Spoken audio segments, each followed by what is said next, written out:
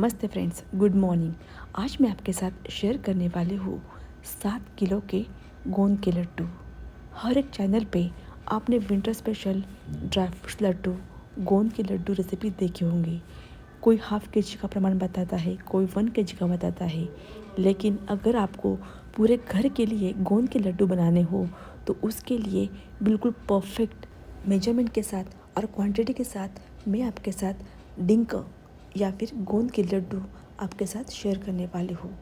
और ये रेसिपी आप फास्ट में भी खा सकते हो, क्योंकि इसमें मैंने यूज़ किए हैं सिर्फ ड्राई फ्रूट्स। इसमें ना कोई आटा यूज़ किया है, ना ही कोई लड्डू को बाइंडिंग आने के लिए डेट्स या फिर कोई भी आटा। बिल्कुल सिर्फ ड्राई फ्रूट्स की वजह से ही आपके जो लड्डू है वो पौष्टिक और हेल्दी बनेंगे।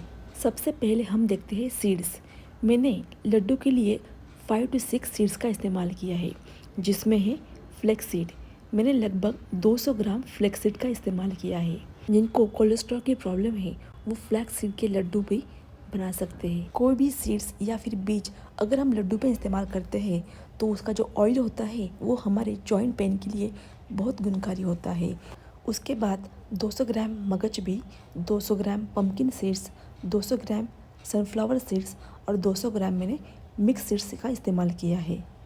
ड्राई फ्रूट्स में मैंने यूज़ किए हैं हाफ़ के जी अखरोट, हाफ़ के जी काजू, 200 ग्राम किशमिश इस्तेमाल किया है और 200 ग्राम मैंने गोंद यूज़ किया है। आप देख सकते हो फ्रेंड्स, मैंने यहाँ पे गोंद का इस्तेमाल भरपूर मात्रा में किया है। उसके बाद 50 ग्राम मैंने पॉपी सीड्स का खसखस का इस्तेमाल किया है। आधा किलो सूखे नारियल को मैंने इस तरीके से क्रश कर लिया है। उसके बाद हाफ़ के जी बादाम, 250 ग्राम अंजीर, 250 ग्राम पिस्ता और 100 ग्राम चिरौंजी मतलब चारोली का इस्तेमाल किया है। सबसे इम्पॉर्टेंट 250 ग्राम मैंने मखाने का इस्तेमाल किया है और लगभग 1 के जी गुड़ पाउडर मैंने ला के रखा था। और सबसे इम्पॉर्टेंट 300 ग्राम खारीक पाउडर का इस्तेमाल किया है। अगर आपके पास खारीक पाउडर अवेलेबल नहीं है तो आप सूखी खारी धूप में अच्छे से सुखाकर उसे मिक्सर में ग्राइंड कर सकते हो। और हाफ़ के जी मैंने देसी घी का इस्तेमाल किया है। थोड़ा कम ज़्यादा घी लग सकता है। मैंने अंजीर को इस तरीके से बारीक बारीक टुकड़ों में काट लिया है, ताकि जब हम फ्राई करेंगे तो वो आसानी से फ्राई हो सकेंगे। बाकी सारे ड्राई फ्रूट्स को हमें साबुत ही इस्तेमाल करना है। ड्राई फ्रूट्स को फ्राई करने के बाद हम उसका क्रश करने वाले हैं। लगभग मैंने 5 टेबलस्पून देसी घी को पैन में ऐड किया है। अब हमें घी को अच्छे से गर्म करने के बाद बिल्कुल 2-2 मिनट के लिए सारे ड्राई फ्रूट्स को अच्छे से उसके अंदर रोस्ट कर लेने हैं। रोस्ट करने से होता क्या है, जो हमारे लड्डू होते हैं उसकी शेल्फ लाइफ भी बढ़ती है और वो क्रश करते वक्त हमें आसानी होती है। इसलिए आपको हमेशा लड्डू बनाने से पहले उसे अच्छे से घी में फ्राई करो, ताकि वो अच्छे से 2 से 3 मिनट तक अच्छे से टिकेंगे। इस तरीके से क्रंची टेक्सचर आने के बाद और अच्छे से रेड कलर आने के बाद आपको बादाम को निकाल देना है। इस तरीके से 2 से 3 बैच करते हुए मैंने पूरे आधा किलो बादाम को अच्छे से फ्राई कर लिया है। अगर आपके पास बड़ी कढ़ाई है तो आप एक साथ आधा किलो बादाम, आधा किलो काजू एक साथ फ्राई कर सकते हो। लेकिन अगर आपके पास पैन छोटा है तो आपको छोटी छोटी बैच करते हुए इनको फ्राई कर लेना है। बादाम की तरह ही अब आपको सारे ड्राई फ्रूट्स को इसी तरीके से घी में अच्छे से 2-2 मिनट के लिए उसका गोल्डन कलर आने तक फ्राई कर लेना है। बादाम को थोड़ा टाइम ज़्यादा लगता है, इसीलिए मैं सबसे पहले बादाम को फ्राई कर लिया है। अब बाद में आपको सारे जो ड्राई फ्रूट्स है इस तरीके से गोल्डन कलर आने तक बिल्कुल 2-2 मिनट के लिए फ्राई कर लेने ही और उन्हें निकाल देना है। इस तरीके से हमारे बादाम, काजू और अखरोट फ्राई करके हो चुके हैं। अगर आपका घी बीच में ख़त्म होता है तो आपको 1 या 2 टेबलस्पून घी ऐड करते हुए ड्राई फ्रूट फ्राई कर लेने हैं। अब उसी तरीके से घी ऐड करते हुए मैंने पिस्ताचू को भी अच्छे से फ्राई कर लिया है। मैंने ऑलरेडी रोस्टेड पिस्ताचू यूज़ किए हैं, इसीलिए मुझे पिस्ताचू फ्राई करने के लिए ज़्यादा टाइम नहीं लगा। अब उसी बाकी घी में मैंने ऐड किया है चिरौंजी।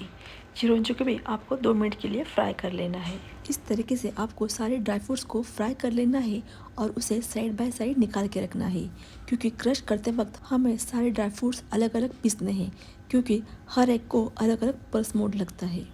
अब उसी घी में मैंने किशमिश को ऐड किया है और उसे भी फ्राई किया है। किशमिश जब फ्राई होता है तो वो पूरी तरीके से फूल जाता है। इस तरीके से फूलने के बाद आपको उसे साइड में निकाल देना है। किशमिश निकालने के बाद मैंने ऐड किया है अंजीर। अंजीर को मैंने थोड़े से बारीक बारीक टुकड़ों में कट कर लिया था। उसे भी हमें थोड़ा सा भून लेना है। वैसे भी अंजीर को भी ज़्यादा भूनने के लिए टाइम नहीं लगता है, सिर्फ 2 मिनट के लिए आपको उसे भूनना है और निकाल देना है। अब लगभग सारे ड्राई फ्रूट्स हमारे फ्राई होने को आए हैं। अब हमें फ्राई करना है गोंद। गोंद के लिए मैंने पैन को अच्छे से साफ़ कर लिया है और फिर से एक बार उसके अंदर मैंने घी को ऐड किया है। लगभग 2 से 3 टेबलस्पून मैंने घी ऐड किया है और उसी के अंदर मैंने एक गोंद ऐड करते हुए हमारा जो घी है वो अच्छे से गर्म हुआ है कि नहीं वो चेक किया है। आपको घी को अच्छे से गर्म कर लेना है। उसके बाद आपको गैस की फ्लेम लो या फिर लो टू मीडियम रखनी है और उसी के ऊपर आपको गोंद को फ्राई करना है। गोंद को फ्राई करने के लिए आपको कभी भी गैस की फ्लेम को हाई नहीं रखना है, अदरवाइज़ जो गोंद है वो ऊपर से तो अच्छे से फूल जाता है लेकिन अंदर से वो स्टिकी रह जाता है और जब हम लड्डू खाते हैं तो आपके दांतों को भी वो लग सकता है। इसलिए जब भी आप गोंद के फ्राई करोगे तो आपको मीडियम फ्लेम पे ही उसे फ्राई करना है। सारे बड़े वाले ड्राई फ्रूट्स हमने फ्राई कर लिए हैं, गोंद भी हमने फ्राई कर लिया है। अब बाकी बचे घी में जो सीड्स हमने लिए हैं वो भी आपको इस तरीके से फ्राई कर लेने हैं। वैसे भी सीड्स को ज़्यादा घी की ज़रूरत नहीं होती है, लेकिन जो बचा हुआ घी है उसी के अंदर मैंने सीड्स को ऐड करते हुए उसे अच्छे से फ्राई कर लिया है। सीड्स को भी आपको सिर्फ 1 से 2 मिनट के लिए फ्राई करना है और उसे निकाल देना है। मिक्स सीड्स, मगज बी और पंपकिन सीड, ऐसे एक के बाद एक मैंने सारे सीड्स को अच्छे से फ्राई कर लिया और उसे साइड में निकाल दिया है। और इस तरीके से सारे सीड्स, तिल और फ्लैक्स सीड भी मैंने अच्छे से भून लिया है और तिल के साथ ही मैंने पॉपी सीड मतलब खसखस को भी एक साथ ही भून लिया था। फिर से मैंने पैन को साफ़ कर लिया, 2 से 3 टेबलस्पून घी ऐड कर लिया और उसी के अंदर मैंने लगभग 250 ग्राम मतलब पाव केजी मखाने को भी अच्छे से भून लिया है। हमें मखाने को ज़्यादा रोस्ट नहीं करना है, सिर्फ उसका क्रंची टेक्सचर आने के बाद आपको उसे निकाल लेना है। और घी में रोस्ट करने से जो मखाने हैं वो वैसे भी टेस्टी तो लगते ही है। इस तरीके से मखाने को भी आपको लो टू मीडियम फ्लेम पे अच्छे से फ्राई कर लेने हैं। और उसी के बाद मैंने ऐड किया है सूखा नारियल क्रश। आपको नारियल क्रश को भूनने के लिए घी की ज़रूरत नहीं है, आप डेसिकेटेड कोकोनट का भी इस्तेमाल कर सकते हो या फिर आपका जो सूखा नारियल होता है उसे भी आप यूज़ कर सकते हो। इस तरीके से आपको उसे क्रश कर लेना है और ड्राई रोस्ट आपको उसे कर लेना है। गोल्डन कलर आने तक आपको इसे अच्छे से भून लेना है, अदरवाइज़ जो लड्डू होते हैं जो हम 2 से 3 महीने तक खा सकते हैं उसे थोड़ा सा बास आ सकता है। इसलिए आपको हमेशा ड्राई नारियल को अच्छे से रोस्ट कर लेना है ताकि जो उसका फ्लेवर है वो भी अच्छा रहेगा और उसकी शेल्फ लाइफ भी अच्छी रहेगी। नारियल क्रश को मैंने निकाल दिया है और उसी के अंदर मैंने ऐड किया है खारिक पाउडर। लगभग 2 टेबलस्पून घी ऐड करने के बाद मैंने उसी के अंदर सूखे डेट्स की पाउडर ऐड की है। विंटर स्पेशल लड्डू में अगर आपके पास बादाम काजू नहीं हुए तो भी चलेंगे, लेकिन ड्राई कोकोनट और खारिक पाउडर आपको लड्डू में हमेशा ऐड करनी है क्योंकि यही जो 2 चीज़ें होती है वो हमारे सेहत के लिए बहुत ज़्यादा फ़ायदेमंद होती है। और वैसे भी बाकी जो ड्राई फ्रूट्स है जो आलमंड, कैशू, वो तो हम साल भर में खाते ही रहते हैं। इसीलिए कोकोनट पाउडर और खारिक पाउडर को आपको लड्डू में ज़रूर ऐड करना है। इस तरीके से हमारे सारे ड्राई फ्रूट्स, कोकोनट क्रश, गोंद, वाइट तिल और पॉपी सीड्स और जो खारिक पाउडर है वो भी अच्छे से भून चुकी है। इस तरीके से हमें सारी चीज़ों को घी में अच्छे से रोस्ट कर लेना है। अब हमें सारे फ्राइड ड्राई फ्रूट्स को अच्छे से मिक्सर जार में ग्राइंड कर लेना है। सबसे पहले मैंने मखाने और सूखा नारियल को अच्छे से ग्राइंड कर लिया। उसी के बाद मैंने उसी के अंदर गोंद को भी ऐड कर लिया और सबको मैंने दरदरा ही पीस लिया क्योंकि मेरे पास क्वांटिटी बहुत ज़्यादा थी। इसीलिए छोटे मिक्सर में सारे ड्राई फ्रूट्स को छोटे छोटे क्वांटिटी में बारीक पीसने से अच्छा है मैंने फूड प्रोसेसर में सारे ड्राई फ्रूट्स को थोड़ा सा दरदरा पीस लिया ताकि जब मैं छोटे मिक्सर जार में उसे पीस लूँगी तब मुझे आसानी होगी। इस तरीके से मैंने बड़े फूड प्रोसेसर में ही सारे ड्राई फ्रूट्स का दरदरा क्रश कर लिया था और उसी के बाद मैंने छोटे मिक्सर जार में ऐड करते हुए उसे अच्छे से बारीक पीस लिया था। अंजीर और किशमिश को मैंने डायरेक्ट ग्राइंडिंग जार में ऐड करते हुए उसे पीस लिया था। इस तरीके से आपको हर एक ड्राई फ्रूट्स को अच्छे से मिक्सर जार में ग्राइंड कर लेना है और इसे एक बड़े बर्तन में जिसके अंदर आप सारे ड्राई फ्रूट्स का मिक्सचर मिक्स करने वाले हो उसी के अंदर आपको एक एक ऐड करते हुए मिक्स कर देना है। आप देख सकते हो फ्रेंड्स, सारे ड्राई फ्रूट्स को मैंने मिक्सर जार में, ग्राइंडिंग जार में पीसते हुए अच्छे से पाउडर फॉर्म में बना लिया है।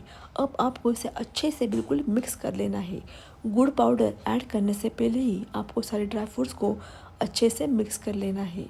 सारे फ्राइड किए हुए ड्राई फ्रूट्स को अच्छे से मिक्स करने के बाद आप देख सकते हो जो उसका कलर है वो भी चेंज हो चुका है, और वैसे भी गुड़ ऐड करने के बाद भी उसका जो कलर है वो चेंज हो जाएगा। इस तरीके से बेसिक जो ड्राई फ्रूट्स का मिक्स पाउडर है वो आपका बनके रेडी है।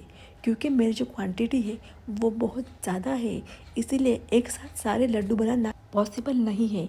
क्योंकि जब हम गुड़ का सिरप ऐड करते हैं तो उसी के तुरंत बाद आपको लड्डू बनाना होता है, अदरवाइज़ जो मिक्सचर है वो जल्दी से ड्राई हो जाता है और लड्डू बनाना पॉसिबल नहीं होता है। इसीलिए मैंने मिक्सचर के 3 भाग किए, ताकि जो गुड़ पाउडर है वो हमें ऐड करना भी पॉसिबल हो जाएगा और बहुत सारे लड्डू बनाने के लिए हमें परेशानी भी नहीं होगी। मैंने लगभग 6 किलो मिक्सचर को 3 पार्ट में डिवाइड किया, और उसी की तरह मैंने 1 केजी गुड़ को भी 3 पोर्शन में सेम डिवाइड करते हुए एक पोर्शन में गुड़ का सिरप बनाया और मिक्स करते हुए उसके लड्डू बनाए। 2 केजी मिक्सचर के लिए मैंने लगभग 300 ग्राम गुड़ का इस्तेमाल किया। 4 टेबलस्पून घी ऐड किया, और उसके बाद मैंने उसी के अंदर ऐड किया 300 ग्राम गुड़। आप आपके मीठे के हिसाब से भी गुड़ को कम ज़्यादा कर सकते हो। अगर आपको ज़्यादा मीठा पसंद हो तो आप थोड़ा एक्स्ट्रा पे गुड़ ऐड कर सकते हो। मतलब आपको उसका थोड़ा टेस्ट कर लेना है मिक्सचर ऐड करने के बाद, और उसके बाद आपको उसको कम ज़्यादा करना है। इस तरीके से गुड़ को ऐड करने के बाद मैंने उसके अंदर सिर्फ 2 से 3 टेबलस्पून पानी ऐड किया। पानी ऐड करने से जो हमारा गुड़ है वो बिल्कुल जल्दी से पिघल जाता है, और इस तरीके से पानी को अच्छे से बबल आने लगते हैं। जब पानी को बबल आ जाता है आपको तुरंत ही गैस की फ्लेम बंद कर देनी है। हमें गुड़ का कौन सा भी सिरप नहीं बनाना है। जैसे हम चिक्की के लिए सिरप बनाते हैं वैसा हमें बिल्कुल भी बनाना नहीं है। हमें सिर्फ गुड़ को अच्छे से मेल्ट कर देना है, और उसी को अच्छे से मेल्ट होने के लिए हम उसके अंदर 3 to 4 टेबलस्पून पानी ऐड करते हैं। आप देख सकते हो इस तरीके से झाग आने के बाद आपको गैस की फ्लेम बंद कर देनी है, और उसे तुरंत ही आपको जो ड्राई फ्रूट मिक्स पाउडर हमने बनाया है उसी के अंदर हमें ऐड करना है। सिरप के अंदर आप मिक्सचर ऐड कर सकते हो, या मिक्सचर के ऊपर आपको सिरप को ऐड करना है। अब इसके बाद की सारी प्रोसेस आपको फास्ट करनी है, क्योंकि जब भी आप गुड़ का पानी ऐड करते हो तब सारा ड्राई फ्रूट मिक्स उसके अंदर मिक्स हो जाता है, और जो मिश्रण होता है वो जल्दी से सूखने लगता है। इसीलिए आपको सारा मिश्रण अच्छे से मिक्स कर लेना है, और तुरंत बाद ही उसके लड्डू बना लेने हैं। अगर आप बिल्कुल गरम गरम ये सारी प्रोसेस करते हो तो जो आपके लड्डू है वो बिल्कुल मिनटों में बन के रेडी हो जाते हैं। इस तरीके से आपको हल्के हाथों से ही उसे बिल्कुल भी ज़्यादा मेहनत करने की ज़रूरत नहीं है। बिल्कुल आसानी से आपके जो ड्राई फ्रूट्स के लड्डू है वो बनने लगते हैं। आप देख सकते हो फ्रेंड्स, सिर्फ आपको ये जो प्रोसेस है वो थोड़ी फास्ट करनी है। मतलब गुड़ का सिरप ऐड करने के तुरंत बाद आपको मिश्रण को अच्छे से मिक्स कर लेना है, और उसी के तुरंत बाद आपको उसके लड्डू बना लेने हैं। तो आप देख सकते हो बिल्कुल आसानी से जो लड्डू है वो बन के रेडी हो जाते हैं। इसीलिए मैंने पूरे मिश्रण के अंदर गुड़ का सिरप ऐड नहीं किया है। उसके पोर्शन बनाते हुए उसके अंदर सिरप ऐड किया और उसके लड्डू बनाए। इस तरीके से हमारे 7 किलो ड्राई फ्रूट्स के लड्डू बन के रेडी हो जाते हैं। बिल्कुल आसानी से सारे लड्डू बन के रेडी हो जाते हैं, और हमें लड्डू बनाने के लिए भी ज़्यादा परेशानी नहीं होती है। सो फ्रेंड्स, इस तरीके से हमारे ड्राई फ्रूट्स के लड्डू बन के रेडी हो जाते हैं, और इसे आप 2 से 3 महीने तक अच्छे से स्टोर कर सकते हो। और सिर्फ ड्राई फ्रूट्स के होने के कारण आप इसे कभी भी एंजॉय कर सकते हो। और इस विंटर सीज़न में इस तरीके से ड्राई फ्रूट्स के लड्डू बनाते हुए आप आपके बच्चों को या फिर फैमिली मेम्बर्स को भी इसे रोज़ एक लड्डू खाने से आपका जो विंटर है वो कैसे चला जाएगा आपको पता भी नहीं चलेगा, और आपकी जो सेहत है, आपकी जो इम्यूनिटी पावर है वो भी स्ट्रॉन्ग रहेगी। ये बिल्कुल इम्यूनिटी स्ट्रॉन्ग बूस्टर लड्डू है। आपको इसके लिए कौन सा भी बूस्टर डोज देने की ज़रूरत ही नहीं है। रोज़ एक लड्डू खाओ और आपकी जो सेहत है वो अच्छी रखो। सो फ्रेंड्स, अगर आपको ये ड्राई फ्रूट्स के लड्डू अच्छे लगे हो तो आप वैसे ही रेसिपी ट्राई कर सकते हो। हाँ, क्वांटिटी ज़्यादा है तो आप इसके हिसाब से आपके बड़ी मात्रा की या फिर छोटी मात्रा के लड्डू बना सकते हो। सो फ्रेंड्स, अगर आपको ये रेसिपी अच्छी लगी हो तो मेरे चैनल को लाइक, शेयर और सब्सक्राइब ज़रूर करना। और आपको ये लड्डू की रेसिपी कैसी लगी ये मुझे ज़रूर बताना, और आप भी इसे ज़रूर ट्राई करना। Thank you.